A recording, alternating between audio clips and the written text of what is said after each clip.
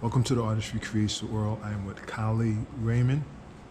Now going by the name of Savage Writer. Just so you know, Kali is his government name. His artistic name is Salvage Writer. Is that the same thing you use on Instagram? Yeah, Savage Writer. Savage Writer. Yeah, Savage, like. And we have, we're in Newark Public Library.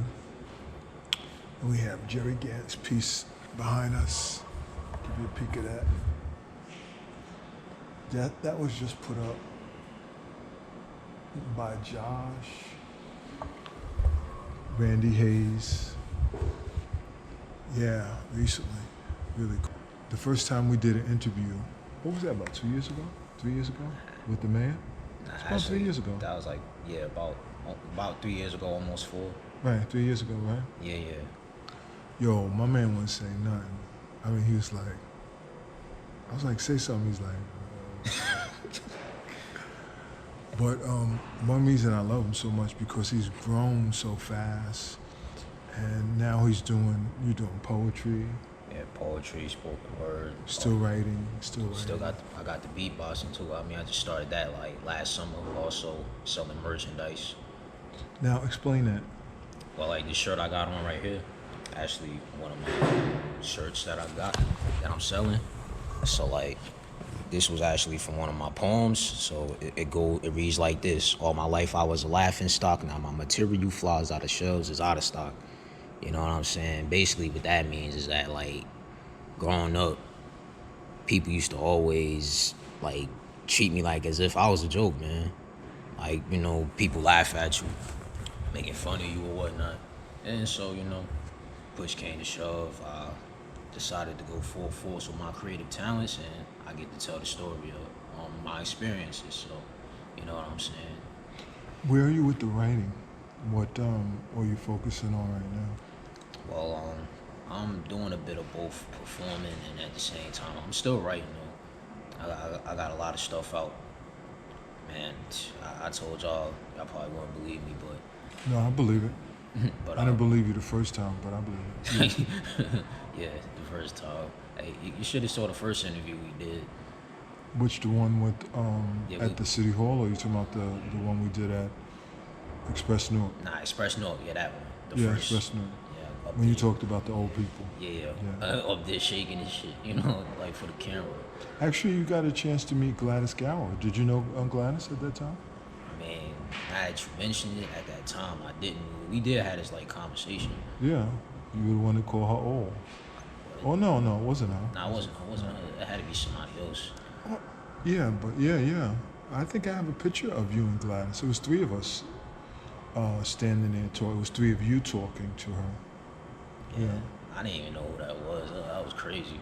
Yeah. And then I heard she passed away. I was like, oh, snap. Yep.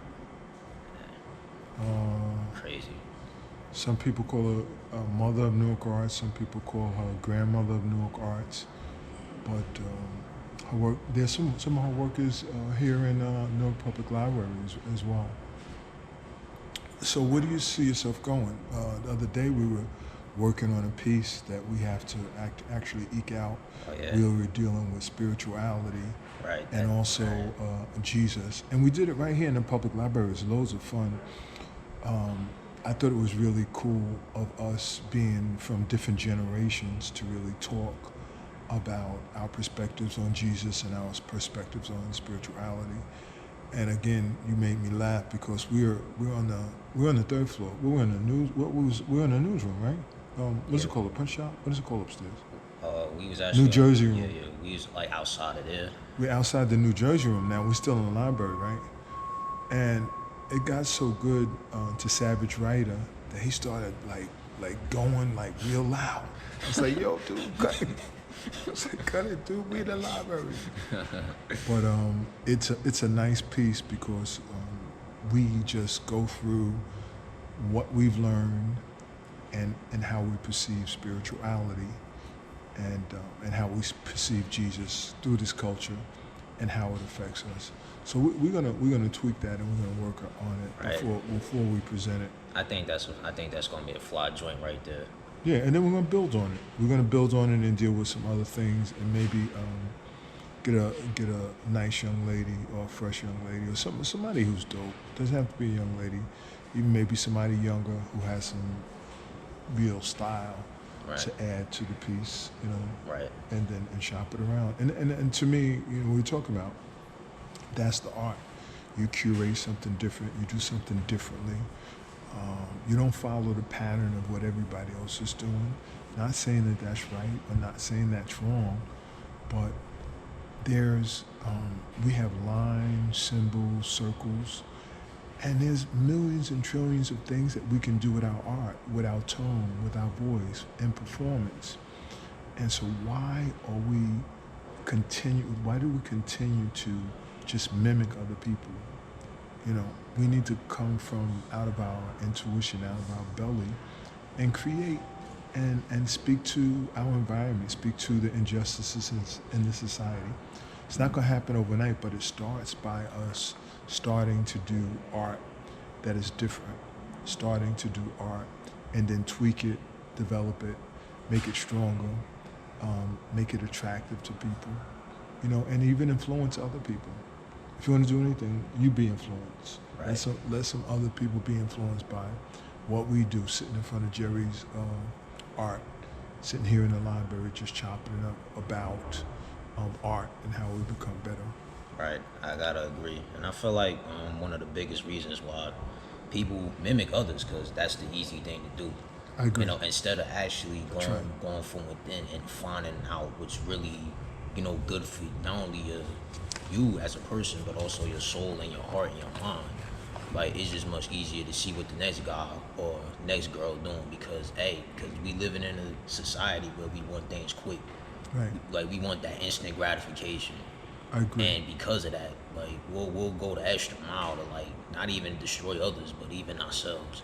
At what cost? Just so you could have a couple followers, just so you could have all the money, the cars, the clothes. Like, is it really worth it in the end? And then look at all these people that are successful. You think because you become successful, you're not going to have problems? If anything, your problems are only going to be amplified because of absolutely. what you I have. agree And 100%. I feel like with my art, with what I'm trying to do, I want to bring originality back. I want to stay true to my life and who I am, where That's I a grew song. up, and I want that to be felt.